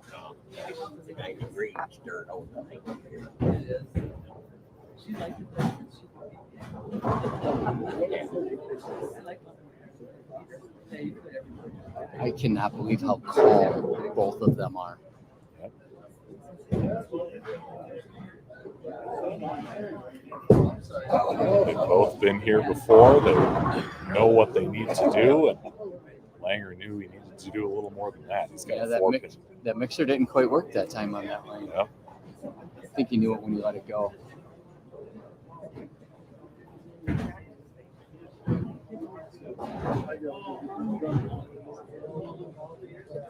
A $1,500 first place prize goes to the winner of this game. A 1-game match for the championship. Just quick work of the 4. So I don't think people understand the skill that goes into throwing your first ball that straight. To flat hand it like that and throw that first ball that straight. At a spare. Sure. I thought for sure he was going to hook at that. 109 through 4. Spare up in the 5th. Now up in the 6th. This is a really tight one. This is close.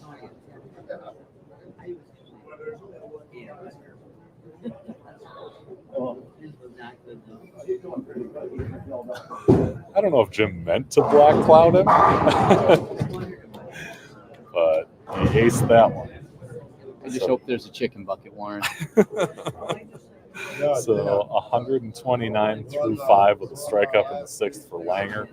Heileman working on the last 4. He's got a slight lead, but it's anybody's match.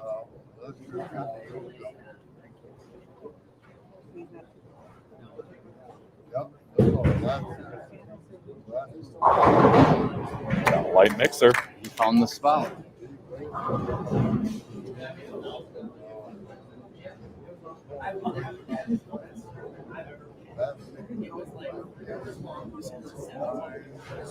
Is that today or yesterday? Still for today. I just keep checking. Back to 740. Trey Hendricksmeyer's moved back into 7th place overall. So we're keeping up on that one while we're watching this amazing match. Beautiful. Just. This is what you want in a championship match. Sure. This is. Yep. Super tough condition that these guys are Lumpy just, still throws it great. Oh, yeah. Yeah, he does. No doubt. Well, Charlie's got history in the cities. He knows. Yep.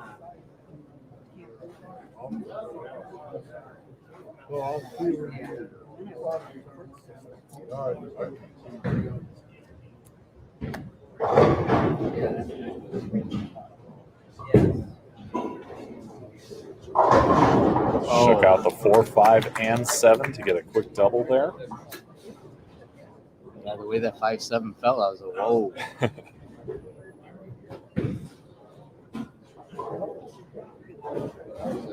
Langer's a glove bowler. Pete Weber glove bowler. You don't see a lot of those guys anymore. Whatever he's doing, It's working. it's working.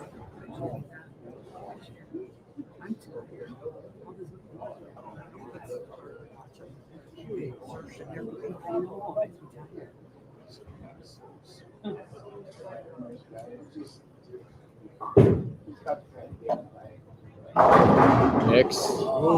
mixer, but can't shake out that 7. You know he wanted it. So 158 through 6. Spare up. We'll have 178 through 7. Yeah. I'm better.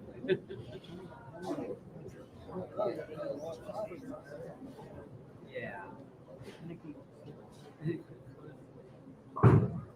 I did not make And easy spare there. What's it going to take to win the Chippewa Valley Match Games? It's going to take a big score. Oh, yes, it is. Yeah.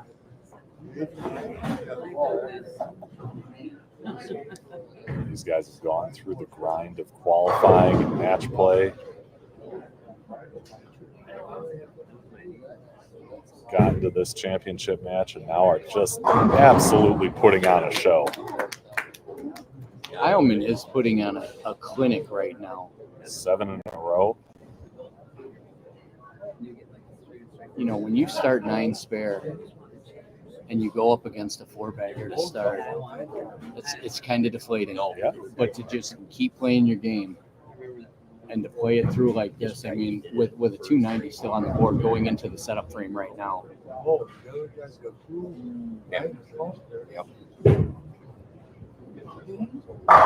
at that. Just dead, solid, perfect. 8 in a row for Heilman.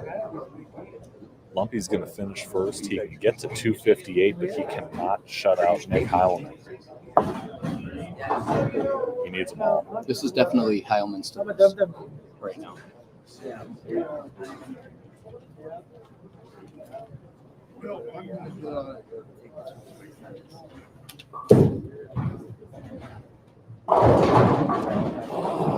Light mixer and can't shake that 7 out.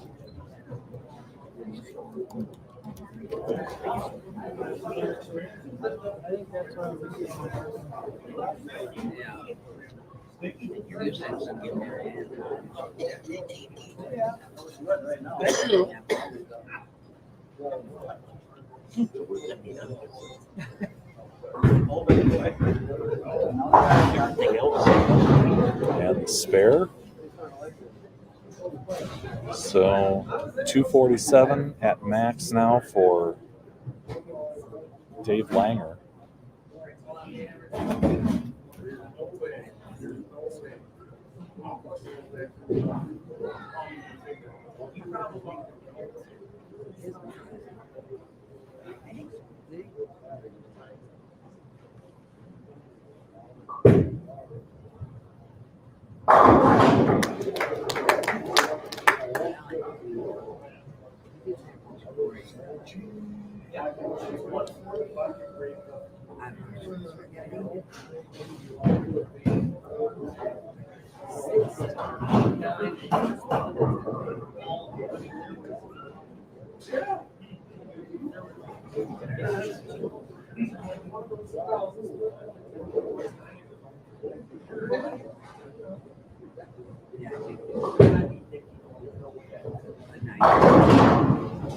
Another strike for Wagner there. It looks like it's going to finish in the 40s no matter how we go here. Yep.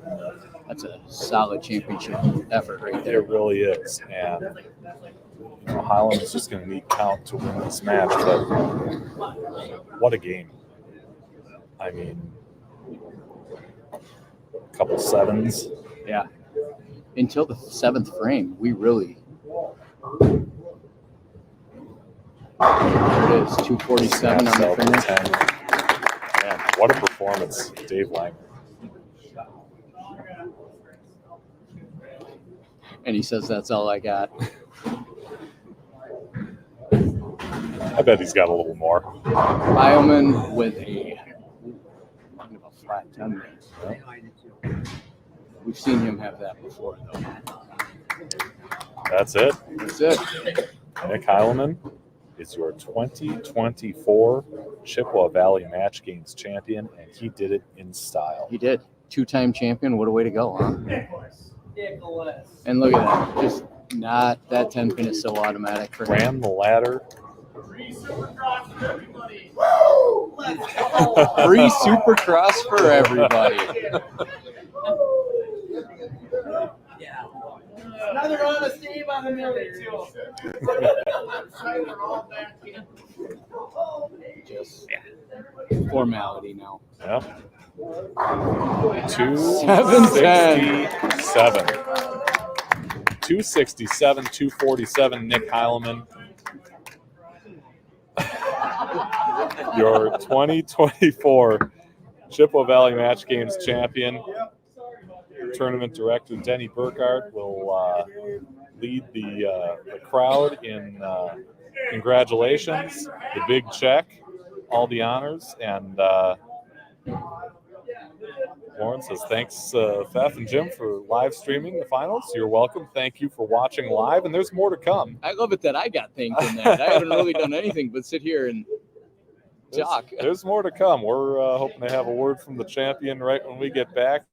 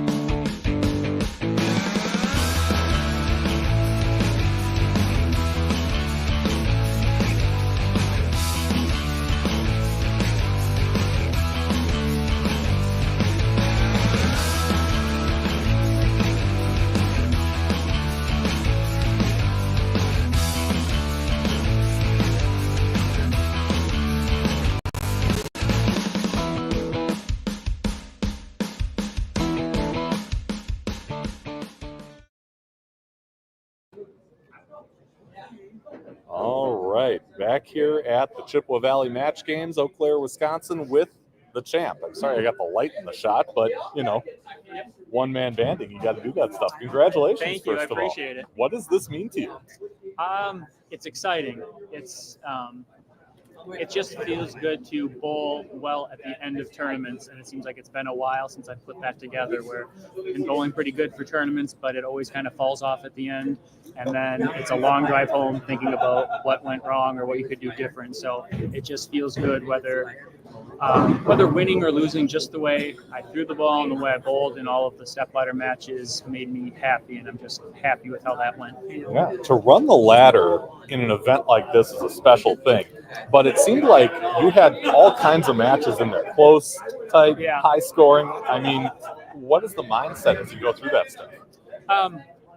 Sorry to interrupt. No, I don't please, have- please interrupt. Denny hasn't paid me. Terry Pfaff. Yeah, Just pay. I gotta get my money too. Did you get paid? No, I haven't got anything.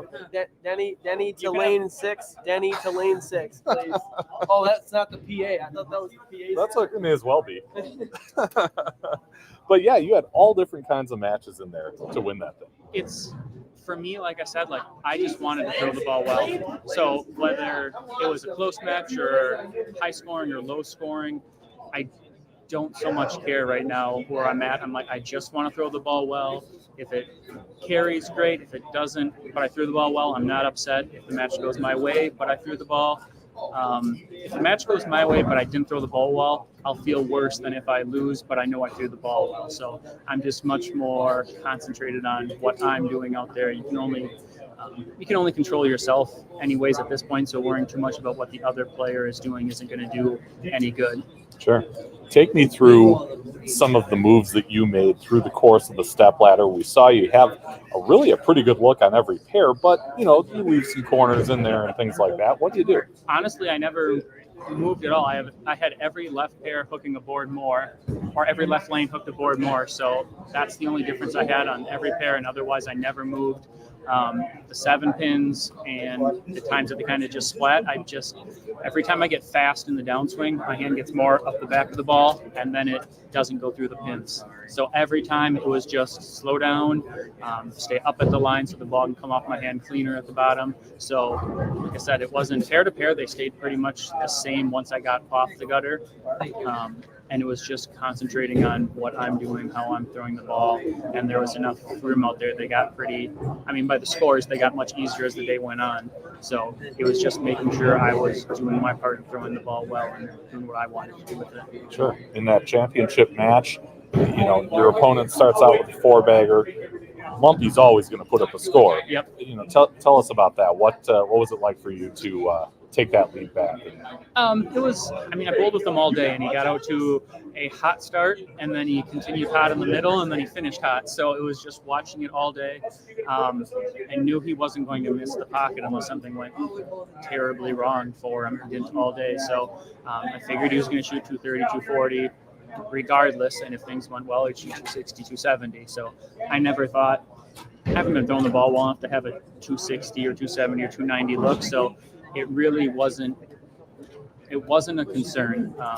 And like I said, it sounds like a broken record, but it all just falls back. Like, I just want to throw the ball well, whether, and especially being Lumpy, if it's somebody we don't know as well, we haven't traveled with as much, we bowl with a lot, maybe there'd be different feelings, but if he won, he deserved this tournament. That's the hard part of all these stepladder ones. He led the thing by hundreds of pins, and I'm always of the thought that the person who bowls the best for the weekend is the one who should win. So I understand stepladders have a point for excitement and everything, but Dave bowled better than me. Dave bowled better than everybody did today. So the part of me that's happy for winning, there's an equal part of me that is sad for Dave deserved it just as much, if not more, than anybody else here. Sure. This isn't your first time winning. You've had one before. Does having that experience of winning this particular tournament, factor into what you did today or how you did it? No, not so much. Like I said, it kind of falls back to I've made a lot of stepladders and I've made a lot of first game exits. So I feel like I've learned really well on what hasn't been working, and so I'm just trying to, not concentrate on what they're doing, just put more emphasis on how I'm throwing the ball, what I'm looking at, making sure I'm doing everything I want to do in pre-shot and post-shot to give myself the best chance. But it's not so much that the title here 2 or 3 years ago played anything in, but just being in consistent stepladder matches over the last couple of years. It's kind of, the nerves aren't gone, but they're much less, and it's much more just. It's much more just trying to throw the ball well, as easy and as simple as it sounds, and where it ends, but I just want to throw the ball well and give myself a chance. Sure. Let's get on to the fun stuff. It's well known that you and Andy, travel these tournaments together, you split the proceeds. Yep. I understand he's happy because he's getting money, but to have that support from someone as well as him. Yeah, it's support's a funny word. I might not choose that. It seems more of a heckling once- or a burden, Once perhaps. he's But out of things. I mean, in the step ladder, he was pulling for you, right? yeah, I mean, I'd say his intentions are good, Yeah. but he doesn't always get there the most eloquent way, I will Okay. say. But yeah, it's just a lot of support from Andy and the other guys that stuck around, and my wife that just is happy to stay home and take care of all the animals as I'm gone every weekend for this stuff. So everybody that helps me at the pro shop and everything, it's just, there's a lot of support that makes my life for coming and bowling really easy.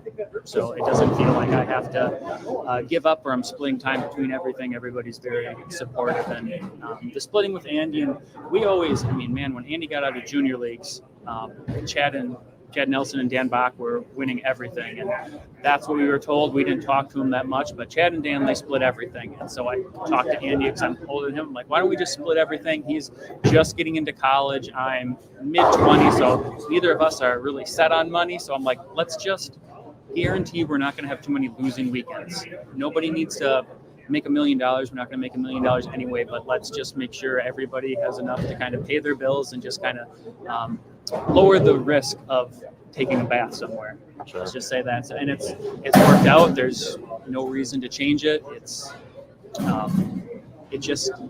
It's an ease, and we kid each other and tease about who has to give who how much money, and we've got a spreadsheet for the end of the year, so I know exactly how much money I gave him last year. But it changes every year, and if we would go back for 15 years, it's got to be pretty close to being dead even.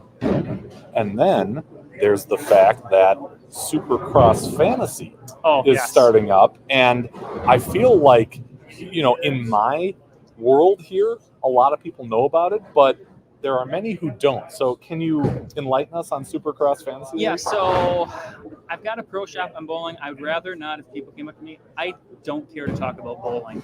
It's just kind of something my whole life has been, and it's just whatever. But I love dirt bikes and dirt bike racing. Never did any of it. Helped my uncle on his farm when I was in high school, and I had a little dirt bike that I rode around down there, and that was it. And then 10 years ago, I don't know how it got another dirt bike, just a little one, and played around, and then started watching professional racing, and then started listening to podcasts about it because I've got a lawn mowing company, so I can sit on a mower for 8 or 10 hours a day and need something to listen to. Well, that was exciting, getting to know more about them, and then I learned they've got a fantasy game for it, and then so for a year or two, I listened to the fantasy podcast, but never played. Then I started playing one year just for free and for fun, and we were at a city tournament or something, and Andy asked what I was doing on my phone. I said, well, I got to pick my Supercross lineup, and he said, well, let me in. So then Andy wanted to play, and we had 2 other people that played for the last half of 1 year and have fun. They just want to gamble. They just want to play for $1 or $2 a week or whatever. And then pretty soon Andy starts watching all the races, and then a couple more people watch the races, but generally people just like to gamble. Bowlers like to gamble on things. The ones that do, it's exciting, especially Supercross is exciting to watch. So it's fun. We just kind of spread the word about it. And like I said, I don't want to talk about bowling, but I'll talk about Supercross and motocross all day. So they changed the game a little bit this year where it got so big that now there's state regulations. So it's not available in every state anymore. And it's a whole hornet's nest of things that was a lot easier when they were a smaller game. Thank you. But it's still going. We still have 40 people or 42 people that are playing this year. We had 80 last year, but it's going to cost the people that play another $20 to pay through the website this year, which they never had. So for the people that don't really care about Supercross, I never expected them to pay the extra money to actually play. But for our league, we've got random prizes that are given out each week. There's year-long payouts. There's each week payouts. And there's so much luck in it that if you put in a lineup each week, you're going to get money back. I think out of the 80 players we had last year, I think I gave money back to 62 or 65. Wow. So not everybody's going to make money, but it spreads out and it's fun. That's so a good percentage, though. Yeah. So, and these are all bowlers. Most of them. There's Mostly a couple bowlers. Okay. friends of bowlers that would race, or they're all 2 degrees of separation from a bowler. Sure. So yep. All right. Cool. Well, that was a lot better explanation than Al Houston gave me. Al does a great job. Although he's very good at promoting this. Yes. So thank you, Al, for all that. But Absolutely. I'm glad to hear the whole story on Supercross Fantasy. But I want to get you out of here because it's been a long day. The Packers are on, all that good stuff. So thank you so much for the time. Nick Heileman, now two-time Chippewa Valley Match Games champion. It was great to see you Thank you. I running appreciate the it. ladder and all that good stuff. And thanks to all of you for watching. Really appreciate it, as always. Again, from Wagner's Lanes in Eau Claire, I didn't update my thing here, so I'll take care of that. But we'll just put up the generic stepladder thing as we say goodbye. Be Justin, fear not, everyone. We'll see you next time. Many of them. Thank you.